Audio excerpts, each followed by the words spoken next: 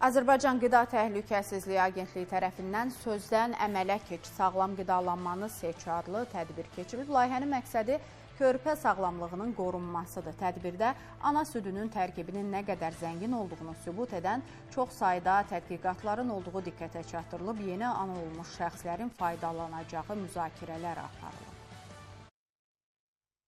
Sağlam qidalanma ilə bağlı Agentliyin çoxlu sayda layihələri var. Sağlam qidalanmanın təşviqi, maarifləndirmə, təbliğat, təşviqat işləri ilə bağlı. Sözdən əmələ keç sağlam qidalanmanı seç layihəsi də onlardan biridir, növbəti layihəmizdir. Bütün əhali qruplarına hədəf alan tədbirlər nəzərdə tutulub. İlk olaraq ana südündən başlanılması məqsədə uyğun hesab olundu. Çünki bilirik ki, həm ilk körpələrimiz həssas əhali qrupumuzun böyük hissəsini təşkil edir, həm də ana südünün əhəmiyyəti, həm ananın sağlamlığı, həm körpənin sağlamlığı üçün olduqca vacibdir. Analar üçün lazım ola biləcək bütün aspektləri ehtiva etdik.